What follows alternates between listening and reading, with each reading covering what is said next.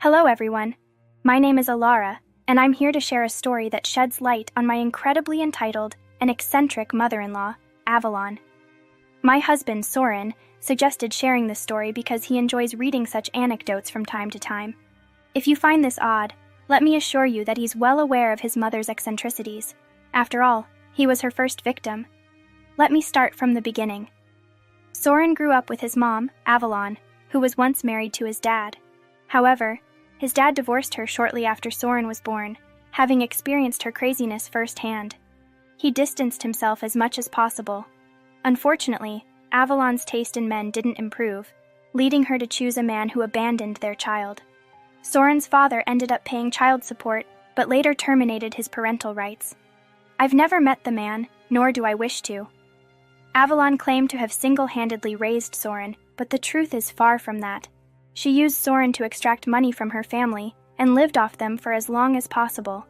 When they grew tired of her antics, she begrudgingly found a job, but still relied on Soren for financial support. From the time Soren was a teenager until he turned 18, Avalon siphoned off all the money he earned from his jobs.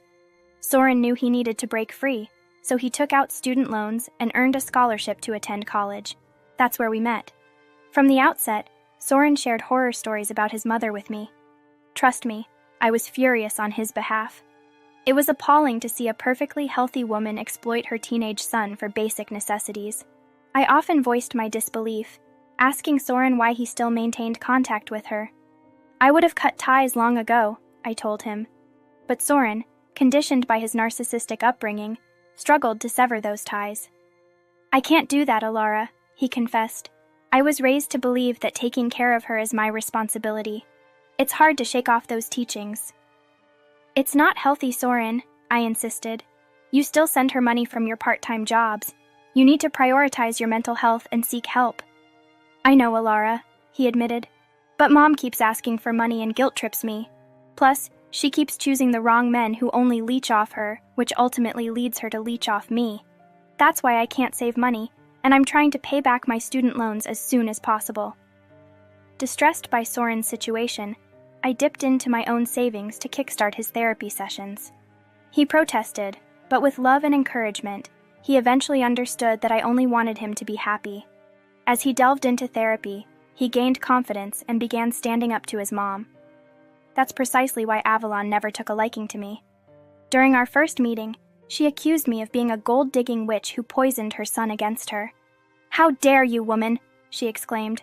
"You think I wouldn't know it was you?" "I don't know what you're talking about, Avalon," I retorted. "Soren was suffering, and I merely helped him find a therapist with my own money. How does that make me a gold digger when you're the one constantly asking him for money?" "How dare you call me a gold digger?"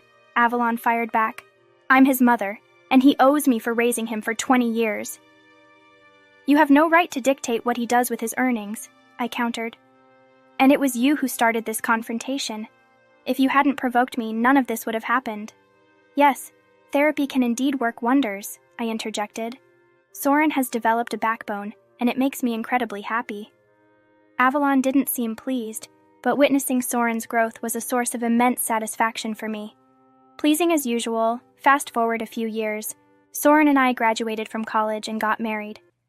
We both landed very good jobs because we worked our asses off in college. We lived frugally and had a backyard wedding at my parents' place to save money for a house. Meanwhile, Avalon also got married to a horrible man who didn't even know how to respect women. This man is Frank, an absolute unemployed deadbeat who mooched off Avalon. Avalon didn't turn a new leaf either. She pestered Soren for money until he finally agreed to rent her an apartment. She was content with the arrangement until we bought the house. As soon as she knew, she said, "Hey, I'm so happy that you finally bought a house. I was getting tired of living in an apartment. So, when can I and Frank move in?" "Excuse me, what are you talking about?" I asked. "Well, I'll be moving into your house with Frank, that's what I'm saying. Why should I live in an apartment when you are housing your wife for free, Avalon?" Soren replied. "We both bought this jointly. I literally co-own this place with Soren. I don't live here for free. You're the one who lives in the apartment for free since Soren pays the rent." "Watch your mouth, Alara. I don't tolerate disrespect from anyone. I'm talking to my son about his house. I didn't ask you anything. I have the right to talk since it's also my house you are talking about, Avalon retorted. You're not staying with us, and neither is Frank. That's for my son to decide, and he knows that it's his responsibility to take care of me, Soren firmly stated. I'm already taking care of you, Mom. You don't get to move into my house to raise me. That's not how it works, and there is no chance of an argument, so don't even try, Soren added. You're acting like an entitled brat, Keith. Your mom worked hard to raise you, and you need to take some responsibility for her. Now, be a good son and give us a copy of your Soren so that we can move in, Frank demanded. Neither of you is getting a copy of our keys. I'll say this for the last time. You two will not be moving into our house. That's it, Soren declared. You would think that's the end of it. Well, it isn't. For days, Frank and Avalon kept harassing us and guilting us. Avalon even said some horrible things to me because she thought I was manipulating Soren and making him abandon her. It was funny at first, but soon we got fed up. One day, Soren went to their apartment to drive it into their heads that they wouldn't be moving in. We thought our point got across since we stopped hearing from them. Problem solved, or so we thought. Well, not quite. A month after we moved into our house, we had a small vacation coming up. After saving for years, we finally decided to go on a break to celebrate our house purchase. It was supposed to be a relaxing vacation for the two of us by the beach. We both took time off and decided to take things easy for that week. We flew there and had a blast from the first day itself. But as evening came, something shocking happened. Hey, did you love and enjoy the story? Take a moment to like and subscribe for more. I got a notification from the Ring camera on my house's door. Yes, we did set up surveillance cameras before we went on vacation since we didn't ask anyone to house sit. We thought that it would be important. Now I had no idea who would even show up at the door. The neighborhood is pretty safe, and we have lived there before. Hardly anything ever happened there. So, I was curious why there was so much activity at the house. I opened my phone to see what was going on there. What I found in the live camera footage shocked me. There I saw my dear mother-in-law, Avalon, and her new husband, Frank, moving into our freaking home. Yes, they somehow got into our house and brought 12 bags of clothes. Literally 12 freaking bags. They were moving into the guest room and setting up everything there. Avalon even went into the kitchen to make herself some food. I was shocked and angry at what I was witnessing. I knew that I needed to tell Keith immediately, so I called him over and said, I have some news, Keith. I think we need to talk about it right now. What's so important, Alara? We're on vacation. I'm not in the mood for any serious stuff today, Soren responded. Trust me, Keith, I'm not in the mood to deal with horrible people either. But this situation is dire and needs our immediate attention. I'm afraid it's about your mother. Oh God, what is it this time? Did she manage to break into our house or something? Soren asked, his expression changing as he realized the seriousness of the situation. From the look I gave him, it became apparent to him that he wasn't off the mark. His eyes immediately widened as he tried to make sense of the situation. I pulled out my phone and showed him what Avalon and Frank were doing. He was shocked and looked very angry at what he was seeing. I mean, his joke turned out to be the truth. His mom broke into our new house and was moving in furniture with her husband, I explained. Soren looked a little pissed off and said, You can leave it to my mother to surprise me in the worst way possible. Looks like she didn't take the hint at all. We made it clear that day that she won't be living with us. I'm even surprised as to how she got the keys to our house. It just blows my mind. Her new husband is a sleazy guy, Alara. We both know that. I'm afraid he may have gotten his hands on our keys and made a copy. I wouldn't put it past him. We will need to go back and change the locks. That's the only way we can make sure that they don't budge into our house anytime they like. But what do we do about this current problem? Do you have something in mind? I asked. Look, I know they are your parents and all, but I really want to call the cops on them. What they are doing is illegal and downright scary. They can't be trusted anymore. Calling the cops and getting no contact with them is the best solution possible, I suggested. I gave Soren some time to turn the idea in his head. I could see that he was thinking hard and had grim lines on his forehead, but it didn't take too long for him to come back with a response. His response was way better than I imagined. You know what, Alara? Let's do it, Soren said decisively. Are you sure about that? There will be no going back once we do this, and the cops will drag your mom and Frank to the streets with all their things, I warned. I know that, Alara. I've given them enough chances to improve themselves. They've just betrayed my trust every time. I have to stop somewhere. There have to be some consequences. What they did today is not only a breach of our privacy, but also illegal. I think it's time they realize they can't do whatever they want, Soren explained firmly. Would you go no contact with them as well? I asked. Of course. My reluctance to do that has already created a lot of problems. I should have done this a long time ago. I'm freaking stupid and thought Mom would grow some sense after I got married. Since that's not happening, I'm going to distance myself from them. It's the only way, and I'm feeling good about it, Soren affirmed. Okay then, if you're on board with it, let's proceed with that plan. But first, let's call your mom and give her a warning. Just a final chance to make this right. I don't have any hope, but we can get evidence that we didn't allow her in our house, I suggested. Soren agreed with the plan and called his mother. She didn't pick up the first time. Through the security cameras, I could see that she was visibly annoyed and went to Frank. They discussed something before answering the call. When we rang the second time, she put the phone on loudspeaker so that Frank could join in as well. Hey Keith, how are you doing? Is the vacation going fine? Avalon greeted. You need to tell me what's going on over there. I don't know what you're talking about. Everything is just breezy here, nothing to worry about really, Soren replied calmly. Avalon, you and Frank breaking into our house is nothing to worry about, I interjected. Avalon went quiet when I said that. On the security tapes, we could see that she tensed and looked at Frank again. I mean, Frank was better at fooling and manipulating people, so this was expected. Avalon wanted her new husband to come up with some plan. What are you even talking about, Alara? Soren, your wife has gone crazy. You need to shut her up, Frank demanded. Don't talk to my wife like that. We know what you two are up to. With cameras in the house, both inside and out, there's no point in lying to us. We can see you on our phones right now, Soren retorted. Wait, what? How dare you spy on us, Keith? This is unacceptable. What about our privacy? You should have been more thoughtful, Avalon protested, feigning indignation. It was ironic how Avalon was offended by the fact that we could see their activities on our screen. She talked about respecting people's privacy when she broke into someone's house and made it her own. I didn't know if Avalon was trying to deflect or if she was genuinely offended. I had a good guess that it's a little bit of both. Her words sparked something in me, and I said, That's rich coming from you, Avalon.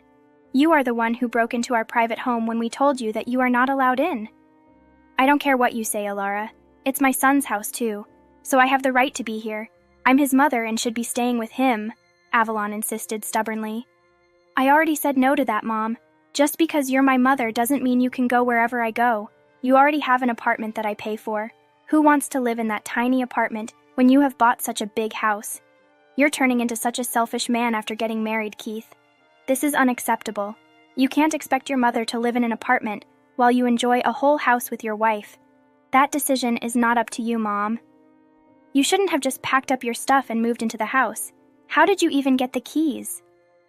Both Soren and I were troubled by this question and needed answers immediately. Also, we needed them to confess their wrongs so that we could report them to the police. Our hunch was right. Well, since you decided to be a brat and ignore your mother, I went and made a copy of your keys, Frank admitted shamelessly. Who the hell told you to touch my keys? I didn't permit you to do that, Soren exclaimed. I don't need your permission, Kay. I'm your stepdad. I have the authority to do what I think is right. You don't get to question me, Frank retorted arrogantly. I don't care who you are to me, Frank. I'm a grown man and don't need a parent.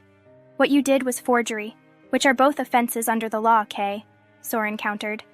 How dare you talk to Frank like that? He only did this because he knew I was sad. A mother should have the keys to her son's house for emergencies and all, Avalon interjected. Right. For emergencies and breaking in whenever you want, you're insane, Avalon.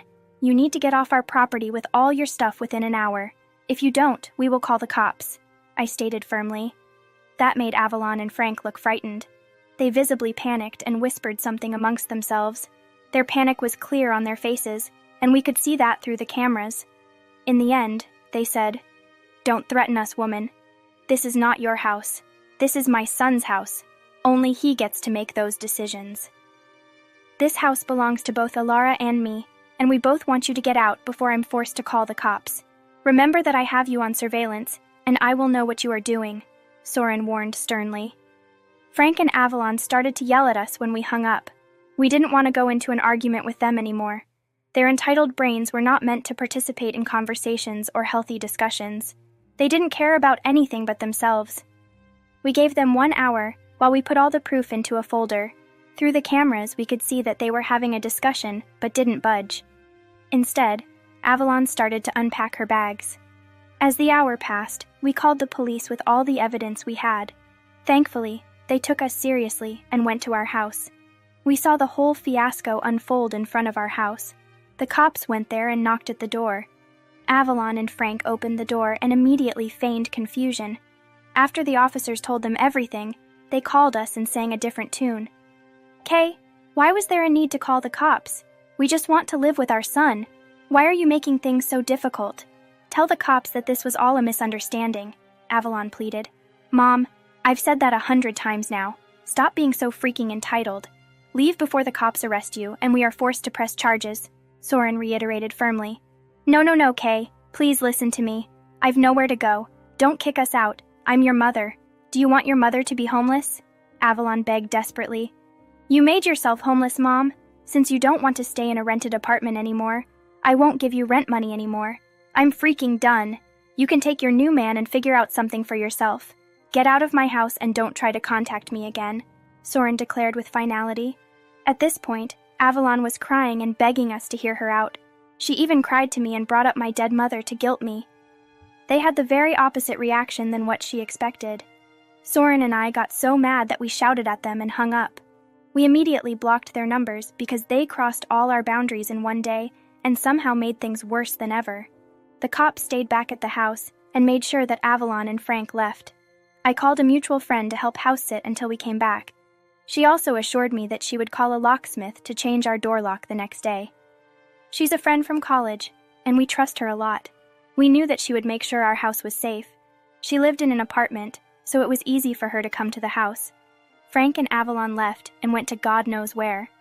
My guess is they spent the night at the hotel and bought new phone numbers to harass us. It didn't work. No relative took their side either because they knew Avalon well enough, and they didn't want to be in her drama. Also, they told her in no uncertain terms that they wouldn't house or help her out in any way. That made Avalon focus her attention back on us. For the rest of our vacation, we kept our phones switched off.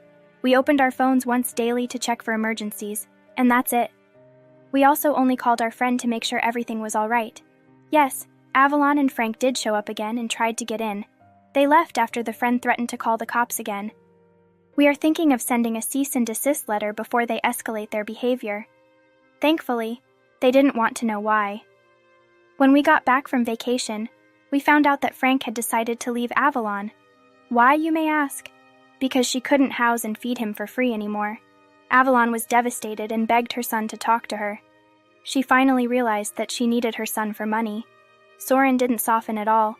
He stuck to the no-contact decision that is still in place today. Last week, we learned from family that Avalon rented a trailer and still works at the retail store with no hope of retirement in sight. Did you enjoy the story? We'd love to hear your thoughts. Thanks for watching, and don't forget to leave a comment and subscribe for more content like this.